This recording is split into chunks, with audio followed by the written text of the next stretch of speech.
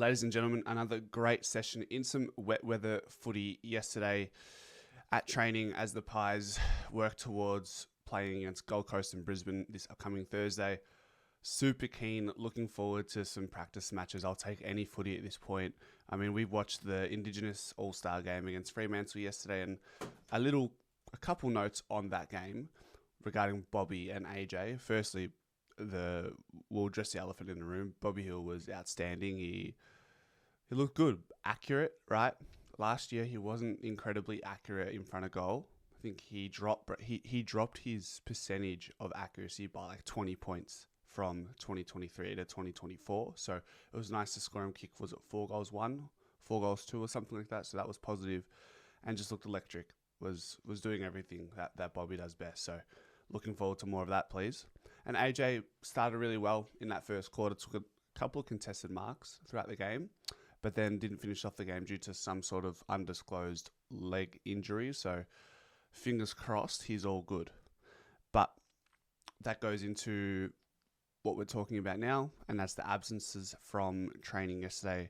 We only had Bobby, AJ, and then DC, who had Tom Barrass's wedding in Perth. So a really big squad for training, so that's always good.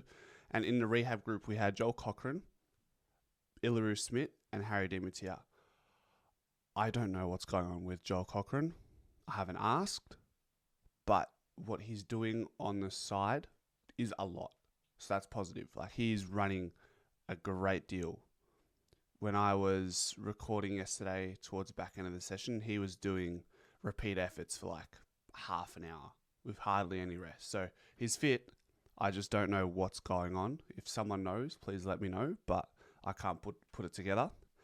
And I haven't been brave enough to ask the S&C guy what's going on.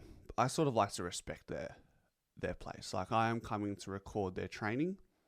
The least I can do is just sort of give them their space and that they deserve as a club, right? Ilaru Smith, I think he hurt his ankle a couple of weeks ago. I actually got it on record, but I'm not going to share it. He hurt his ankle in a ruck contest, and I think he's just recovering from that. And then Harry Demetia, I'm not too sure what's happening there either. But you saw the title of the video, right? I say I was wrong about Oscar Steen because maybe I didn't give him the respect he deserved in the way that I judged him too quickly, coming off the back of a season-long injury, which was his foot. Didn't play at all. It kind of makes sense now why they delisted Aiden Begg and kept Oscar Steen. What is he? He's 21 years old, 201 centimetres. It looked great yesterday. And it was a great opportunity to shine with Ilaru Smith and DC not available. So he went head-to-head with Mason Cox a lot, around the grounds, in the centre bounces, in stoppage drills. He was amazing everywhere. He looked good in the stoppage contest, competed very well with Mason Cox, which surprised me because we know how good Mason Cox is when it comes to his hit-outs and his hit-out dominance. He also reminds me of DC, a poor man's DC. He was taking intercept marks in the back line. He took contested marks from long kicks down the line. I'm like, hold on, Oscar Steen? Like, where has this been? And he's just working his way into his groove. Like, that's what it is, right? When you're coming off the back of an injury, you can see he's working, blowing through his ass at times. Like, yeah, I was always of the thought that Rue was head of Oscar Steen. I'd say it's much closer than what I thought it was. And the way Oscar Steen's training, he's more, without a doubt, Oscar Steen is more polished than Ilaru. I think Ilaru has greater potential because of how athletic he is, but Oscar Steen just does the little things right at the moment. Moving on to Patrick Lipinski, covering ground. I think he's got that wing spot locked down at this point, the way he's training. Just running up and down, connecting, fighting the footy, disposing the ball well, good voice. So if he trains if he plays the way he trains, then hopefully we're not talking about, should we drop Lipinski for Di Mattia on the wing, or do we need Josh Dacos on the wing now because Lipinski isn't doing a job offensively as a winger? that's probably what the conversation we don't want to be having at any point throughout the season. So really positive for Mr. Paddy Lipinski. And then Harry Perryman in the midfield. Just doing well in the centre bounce contest, getting the clearances where we're needing, defensively accountable, which I've done video analysis of what we got from Perryman as a player at GWS. We don't have a large sample size of Perryman as a midfielder in GWS, but it sort of translates to that defensive awareness. Doesn't matter what position you play. If you have it, then it's going to translate into whatever position you play. Quickly, guys, memberships.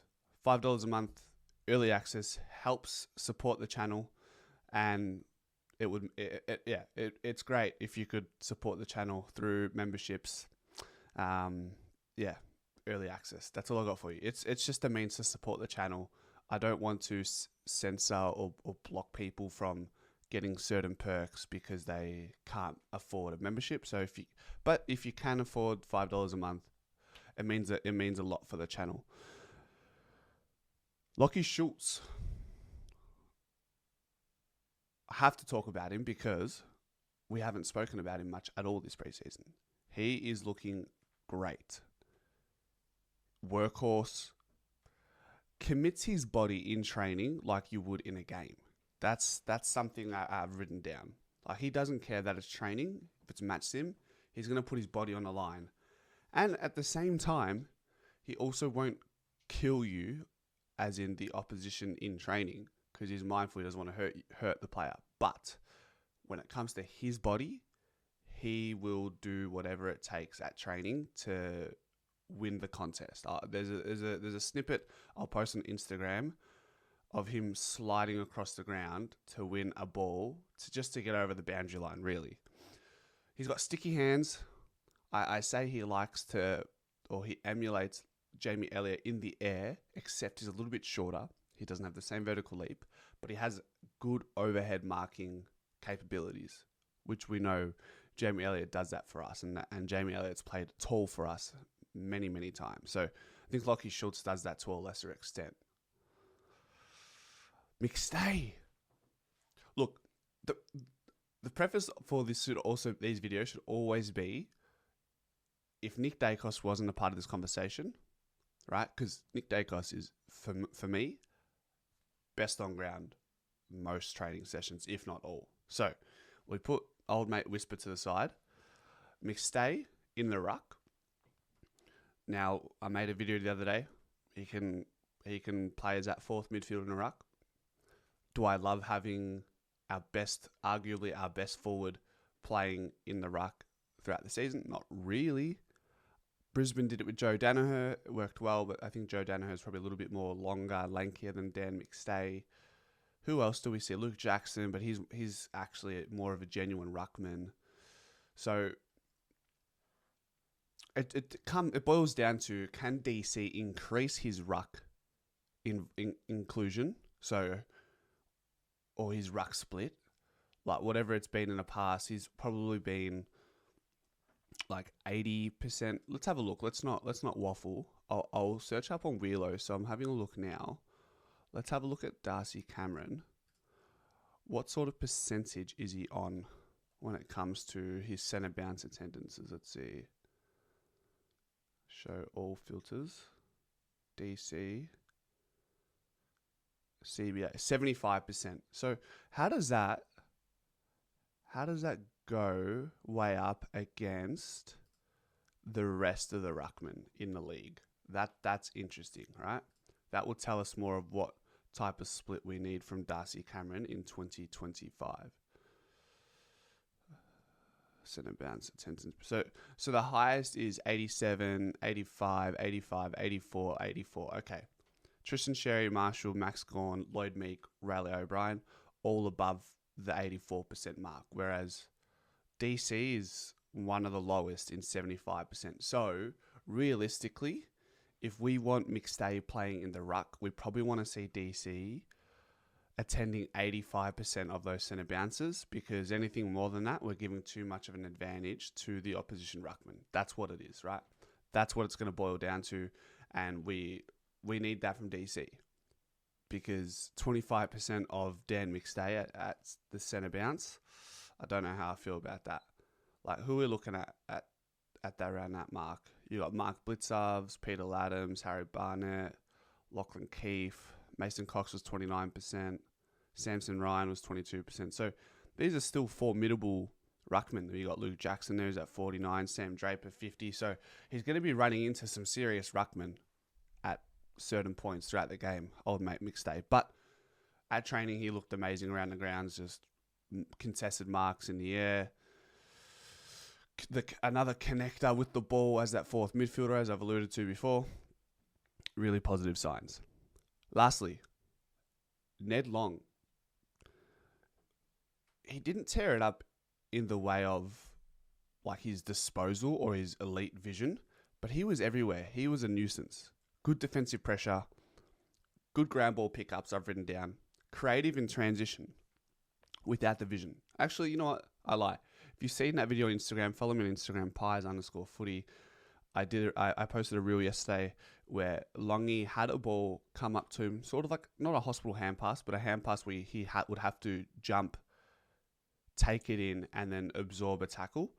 Instead of that, he jumps up, taps the ball over his head to a teammate, overlaps the opposition, gets that hand pass, receives it from who he tapped it to initially, and then kicks it long to Glover, our VFL captain, and he took a nice mark to really complete that creative sequence from Ned Long.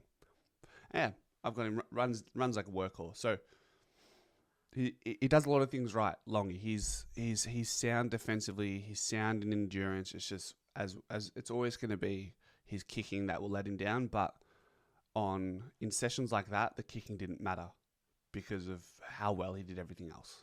So that's what I have for training. Yeah. Once again, guys, if you made it this far, thank you. Let me know what your thoughts are in the comment section. Go Pies.